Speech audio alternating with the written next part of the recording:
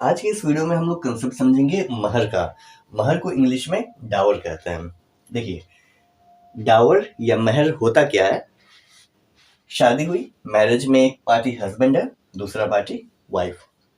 तो husband wife को कुछ अमाउंट, कुछ मनी या कुछ प्रॉपर्टी देता है शादी में वाइफ को, तो उसे ही डावर कहते हैं। ये डावरी का ऑपोजिट आप कह सकते हैं इसको। डावरी में क्या होता है, डावरी में वाइफ या वाइफ के घर वाले हस्बैंड को प्रॉपर्टी देते हैं, पैसे देते हैं, वो डावरी हो गया। डावरी का कंसेप्ट इस्लाम में कहीं नहीं है।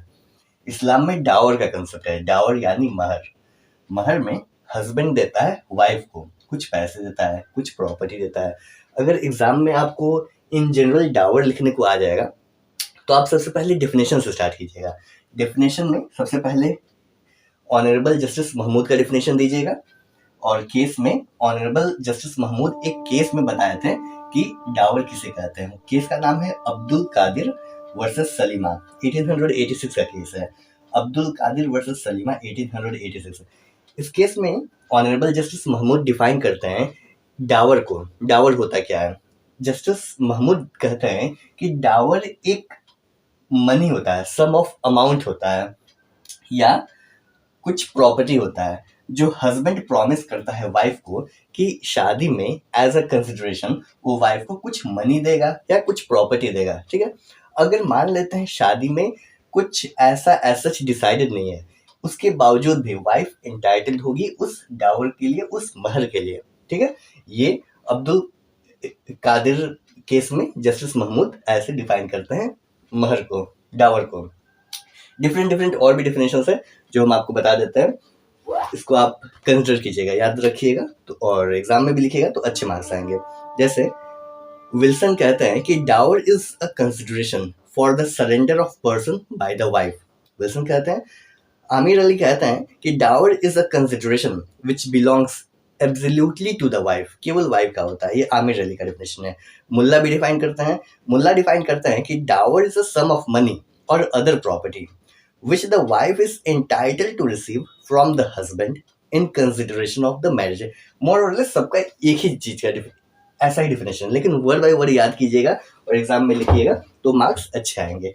ये था डेफिनेशन की बात। डावर के रिगार्डिंग में एक और केस है जिसका नाम है नसरा बेगम वर्सेस रिजवान अली। 1980 का केस है। इस केस में इलाहाबाद हाईकोर्ट डावर को एक्सप्लेन कर रहा है कि डावर होता क्या है। Allahabad high court in the case of नसरा Begum versus Rizwan Ali, इस केस में बताता है इलाहाबाद हाईकोर्ट 1980 में कि डावर एक मार्क ऑफ रिस्पेक्ट होता है। जो वाइफ होती है, हस्बैंड वाइफ, जो वाइफ होती है, वाइफ के लिए जो डावर होता है वो as a mark of respect होता है जो हस्बैंड देता है वाइफ को। ठीक है। एक और छोटा सा चीज इसी में हम लोग देख लेते हैं। जैसे हम लोग का मैरिज होता है। मैरिज दो प्रकार से हो सकता है। एक हो गया पर्सनल लॉ से, पर्सनल लॉ, और दूसरा हो गया कि स्पेशल मैरिज एक्ट। स्पेशल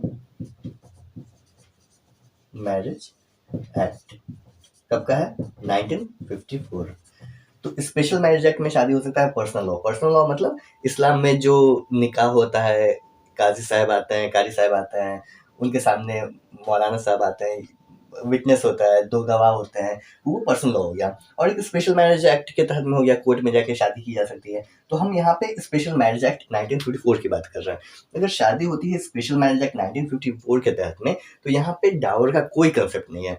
मतलब हस्बैंड देगा वाइफ को, ऐसा कुछ नहीं है। ठीक है ना। हस्बैंड वाइफ को देगा डावर, ना डावरी वाइफ देगी हस्बैंड को। स्पेशल मैरिज एक्ट 1954 के कंसेप्ट में ये है। आइए अब समझते हैं कि डावर का ऑब्जेक्ट क्या है। ऑब्जेक्ट को आप इंपॉर्टेंस भी कह सकते हैं कि डावर का इंपॉर्टेंस क्या है। तो बेसिकली डावर का 3 इंपॉर्टेंट ऑब्जेक्ट होता है, ऑब्जेक्टिव। पहला ऑब्जेक्टिव होता है कि हस्बैंड के ऊपर एक ऑब्लिगेशन लगाना है, ऐसा ऑब्लिगेशन जो कि as a mark of respect हो टुवर्ड्स वाइफ। डावर क्या होता है? As a mark of respect है वाइफ के लिए, और ये रिस्पेक्ट है वाइफ के लिए, तो हस्बैंड के ऊपर ऑब्लिगेशन ही है। ठीक है। दूसरा ऑब्जेक्ट है हस्बैंड जो होता है, मुस्लिम लॉ में जो हस्बैंड्स होते हैं, हस्बैंड के पास ये पावर रहता है कि वो डाइवोर्स वाइफ को कभी भी दे सकता है बिना किसी रीजन के। तो इसको आप कह सकते हैं कि ये थोड़ा सा एक आर्बिट्ररी पावर भी है। हस्बैंड को मन करेगा वाइफ को डाइवोर्स दे सकता है, कोई रीजन असाइन नहीं करेगा, बिना रीजन के भी डाइवोर्स दे सकता है। तो वो डाइवोर्स देगा तो उसको डावर भी देना पड़ेगा, मतलब बिना डाइवोर्स के भी डावर देना है, लेकिन डावर देगा मतलब कुछ अमाउंट देगा, महर देगा, तो ये रहेगा कि महर मेरे पास ही है, वाइफ के पास है या मेरे पास है, बात बराबर ही है।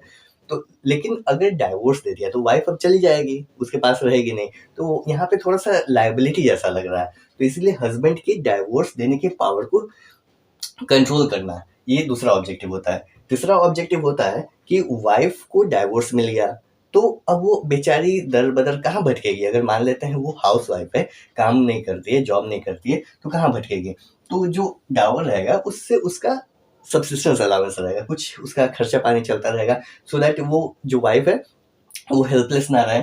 ये इसका थर्ड ऑब्जेक्टिव है डावर का। लेकिन देखिए ये जो थर्ड ऑब्जेक्टिव है ये पहले जमाने में हिस्टोरिकल इसका इंपॉर्टेंस होता था, लेकिन आज के डेट में देखिएगा तो डावर कितना ही रहता है। डावर का कोई स्पेसिफिक अमाउंट नहीं होता है, 10 रुपया भी हो सकता है, 10 लाख भी हो सकता है। मान लेते हैं अगर 10 लाख भी है तो वाइफ डाइवोर्स हो गया तो कितने वक्त तक 10 लाख खाएगी, एक समय के बाद वो खत्म हो जाएगा ही।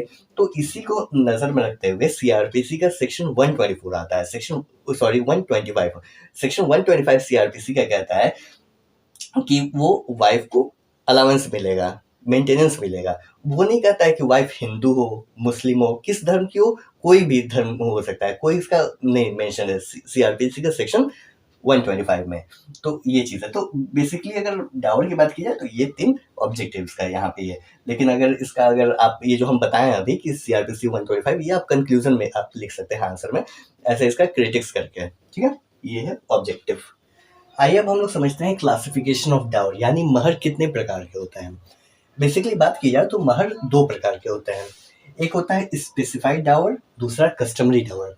कस्टमरी डावर को प्रॉपर डावर भी कहा जाता है, और अगर अरबिक टर्म किया जाए, कस्टमरी डावर मतलब हो गया इंग्लिश टर्म, इसका अरबिक टर्म है महर ए मिस्ल। कस्टमरी डावर महर ए मिस्ल एंड स्पेसिफाइड डावर महर ए मुसम्मा, ठीक है। डावर 2 प्रकार के, महर ए मुसम्मा जो कि है स्पेसिफाइड डावर, एंड महर ए मिस्ल जो कि है कस्टमरी या प्रॉपर डावर। ये दोनों का मीनिंग क्या होता है? देखिए जो स्पेसिफाइड डावर है, स्पेसिफाइड डावर मतलब ऐसे डावर होता है जो निकाह के वक्त, शादी के वक्त, मैरिज के वक्त पहले से ही तय हो जाता है, डिसाइड हो जाता है कि हम इतना डावर देंगे, इतना महर देंगे, ठीक है। पहले से डिसाइडेड रहता है कि 10 लाख देंगे, 1 लाख देंगे, 10,000 रुपया देंगे, कितना देंगे पहले से तय रहता है, उसी को स्पेसिफाइड डावर कहते हैं। और दूसरा होता है कि तय नहीं होता है, डिसाइडेड नहीं रहता है कि हम महर कितना देंगे, मतलब वाइफ कितना देगी पहले से डिसाइडेड नहीं रहता है, उसी को कस्टमरी या प्रॉपर डावर कहा जाता है। पहले से डिसाइडेड नहीं है तो इसका मतलब ये नहीं हुआ कि निकाह के बाद वो जो वाइफ है वो डावर क्लेम नहीं कर सकती, क्लेम कर सकती है, ठीक है। यही कस्टमरी डावर होता है, यानी पहले से फिक्स नहीं है। महर ए मिस्ल और स्पेसिफाइड डावर महर ए मुसम्मा। स्पेसिफाइड डावर कैसे याद होगा? जैसे स्पेसिफाइड मिलता जुलता क्या है, स्पेसिफिक से मिलता जुलता है। स्पेसिफिक मतलब क्या होता है, एक सर्टेन होता है, कंफर्म है कि इतना होगा, ठीक है। तो यही है स्पेसिफाइड डावर और दूसरा कस्टमरी डावर। स्पेसिफाइड डावर की बात की जाए तो स्पेसिफाइड डावर यानी महर ए मुसम्मा 2 प्रकार के होते हैं। एक प्रॉम्प्ट डावर हो गया, दूसरा डिफर्ड डावर। प्रॉम्प्ट डावर को अरबिक टर्म है मुअज्जल महर, और डिफर्ड डावर का है मुवज्जल। मुवज्जल, अज्जल व, अ और व अंतर यह है, मुअज्जल महर, मुवज्जल महर। ये दोनों में डिफरेंस क्या होता है? देखिए जो प्रॉम्प्ट डावर है और ये जो डिफर्ड डावर है, प्रॉम्प्ट का मतलब हो गया कि इमीडिएटली पेएबल हो गया, जैसे निकाह हुआ तुरंत, as soon as possible Dawar महर को देना है, वाइफ को, हस्बैंड वाइफ को महर देगा, तुरंत देगा, जितना जल्दी हो सके उतना जल्दी देगा, वही होगा प्रॉम्प्ट डावर। और डिफर्ड डावर मतलब कभी भी दे सकता है, कोई जल्दी नहीं है। डिफर्ड में कब होगा? मैरिज जब खत्म होगा। मैरिज खत्म कब हो सकता है? 2 सिचुएशन में खत्म हो सकता है, या तो डाइवोर्स की सिचुएशन में मैरिज एंड हो जाता है, मैरिज टर्मिनेट हो जाता है, या डेथ। 2 सिचुएशन में। तो इन 2 सिचुएशन में जब डाइवोर्स होगा या डेथ होगा, यानी निकाह खत्म हो जाएगा, तभी डिफर्ड डावर वाइफ को मिलेगा। ये डिफर्ड डाइवर होता है। याद कैसे होगा दोनों टर्म? देखिए डिफर्ड, डाइवोर्स, डेथ सब डी से स्टार्ट हो रहा है, तो ऐसे याद हो जाएगा कि डिफर्ड मतलब क्या हो गया। एक होता है, 2 टर्म है, प्रॉम्प्ट और डिफर्ड। डिफर्ड कैसे याद होगा? डिफर्ड क्या मिलता जुलता है? डेथ मिलता जुलता है। डाइवोर्स है, सब डी से स्टार्ट हो रहा है, तो डिफर्ड मतलब जो बाद में मिलेगा, डेथ पे मिलेगा, डाइवोर्स होने पर मिलेगा, वही है मुवज्जल महर, डिफर्ड डावर। और प्रॉम्प्ट कैसे याद होगा? मोबाइल में आप देखते हैं या लैपटॉप में पॉपअप नोटिफिकेशन आता है, कुछ वेबसाइट ओपन कीजिएगा तो उस पे कहेगा कि please switch off your popup notification, या ऑन करने के लिए कुछ आता है नोटिफिकेशन, तो पॉपअप यानी तुरंत आता है मैसेज, भले कितना भी इंपॉर्टेंट लेकिन तुरंत पॉपअप करता है, तो वही पॉपअप प्रॉम्प्ट है। ठीक है, याद करने के लिए हम आपको तरीका बता रहे हैं कैसे याद होगा। तो स्पेसिफाइड डावर दो प्रकार के, prompt Dawar and deferred Dawar. Dawar दो प्रकार के, specified Dawar and customary Dawar, ये आपको हम मीनिंग बता देंगे। अब थोड़ा सा और कुछ देखते हैं कि स्पेसिफाइड डावर में कितना होना चाहिए, मैक्सिमम लिमिट, मिनिमम लिमिट कितना होना चाहिए। तो स्पेसिफाइड डावर आपको पता है कि मुस्लिम लॉ में दो मेजर सेक्ट होते हैं, सुन्नी एंड शिया। ठीक है, तो स्पेसिफाइड डावर की बात की जाए तो जो हनाफी स्कूल होता है, हनाफी सेक्ट के लोग होते हैं, उसमें मैक्सिमम कितना स्पेसिफाइड डावर होगा उसका कोई लिमिट नहीं है, मैक्सिमम। लेकिन मिनिमम लिमिट है, मिनिमम लिमिट ये है कि 10 दिरहम, कम से कम 10 दिरहम होना चाहिए। 10 दिरहम मतलब 3-4 रुपए या उससे भी कम हो सकता है। तो आज की डेट में मिनिमम समझ लीजिए विलुप्त हो चुका है, मिनिमम का कोई वैल्यू ही नहीं है। तो मैक्सिमम हनाफी लॉ की बात हम कर रहे हैं, मिनिमम 10 दिरहम होना चाहिए और मैक्सिमम का कोई लिमिट नहीं है। लेकिन वहीं शिया की बात की जाए तो शिया में एज सच कुछ भी मिनिमम लिमिट नहीं है। ठीक है, ये स्पेसिफाइड डावर की बात होगी। अब कस्टमरी डावर की बात की जाए, महर ए मिसल। कस्टमरी डावर क्या होता है? जो कि फिक्स नहीं होता है पहले से, तो फिक्स नहीं होता है तो उसका कितना लिमिट हो सकता है, मिनिमम कम से कम कितना होगा, मैक्सिमम कितना होगा, सुन्नी में कितना होगा, शिया में कितना होगा। तो सुन्नी में मिनिमम लिमिट तो आप यहाँ पर देख लिए हैं 10 दिरहम, कस्टमरी में भी वही आ जाएगा 10 दिरहम, लेकिन एज सच और कुछ नहीं होगा। मैक्सिमम लिमिट में भी सुन्नी लॉ की बात की जाए तो मैक्सिमम लिमिट कुछ नहीं होगा, कितना भी हो सकता है। ठीक है, लेकिन अगर शिया की बात की जाए, शिया में मिनिमम लिमिट तो कुछ है ही नहीं, कितना भी मिनिमम दिया जा सकता है। लेकिन अगर मैक्सिमम लिमिट की बात की जाए तो मैक्सिमम 500 दिरहम से ज्यादा नहीं दिया जा सकता है, किसमें? शिया लॉ में। ठीक है, ऐसे हो सकता है कि प्रीलिम्स में 4 ऑप्शन दे के पूछ भी सकता है कि शिया लॉ में मैक्सिमम कितना डावर दिया जा सकता है, 4 ऑप्शन होगा, जिस ऑप्शन में 500 दिरहम होगा उसको आप चूज कीजिएगा, सेलेक्ट कीजिएगा। ठीक है, तो कस्टमरी डावर में शिया लॉ की बात की जाए तो मैक्सिमम 500 दिरहम हो जाएगा, और स्पेसिफाइड डावर में हनाफी लॉ में मिनिमम 10 दिरहम, यही है। ठीक है, बस यही दो याद कीजिएगा, बाकी और भी कुछ पूछेगा। जैसे मान लीजिए कस्टमरी डावर में पूछा गया कि सुन्नी लॉ का बताइए मैक्सिमम क्या होता है, तो सुन्नी लॉ का मैक्सिमम कोई लिमिट नहीं होगा, मतलब in case of customary Dawar. ठीक है, तो ये है क्लासिफिकेशन ऑफ डावर। देखिए, जो डावर होता है वो वाइफ का राइट है, हस्बैंड से डावर लेने का वाइफ का राइट है। लेकिन मान लेते हैं ऐसा सिचुएशन कि वाइफ को डावर नहीं दे रहा हस्बैंड, तो ऐसे सिचुएशन में वाइफ के पास क्या राइट होगा, क्या रेमेडी होगा, वही हम समझते हैं। वाइफ का right and remedies on non payment of dower, dower का पेमेंट नहीं हुआ है। तो बेसिकली 3 राइट होता है। पहला राइट हो गया रिफ्यूजल टू कोहेबिट, वो मना कर देगी कि कोहेबिटेशन नहीं होगा। ठीक है, दूसरा right to dower as a डेप्ट, डावर को एज अ डेप्ट, एक कर्ज की तरह माना जाएगा कि वो कर्ज है, जब तक कि कर्ज की अदायगी नहीं होगी तब तक, मतलब समझ रहे ना एक कर्ज क्या चीज होता है, वो उसको डावर को एज अ डेप्ट माना जाएगा। थर्ड हो गया right to retain her deceased husband property, deceased husband का प्रॉपर्टी जो है, हो सकता है वो प्रॉपर्टी में कई सारे लोगों का हिस्सा होगा, तो हस्बैंड का प्रॉपर्टी को ये रिटेन करेगी, कहेगी कि जब तक कि मेरा डावर का पेमेंट नहीं होगा, महर का पेमेंट नहीं होगा, तब तक हम अपने हस्बैंड का प्रॉपर्टी नहीं छोड़ेंगे। ठीक है, तो बेसिकली यही 3 राइट होता है, refusal to cohabit, right to dower as a डेप्ट, right to retain her deceased husband property. ठीक है, आइए अब समझते हैं कि Sunni law and Shia law में क्या डिफरेंस होता है रिगार्डिंग डावर। महर के रिगार्डिंग में Sunni law and Shia law में क्या डिफरेंस होता है वो हम लोग देखेंगे।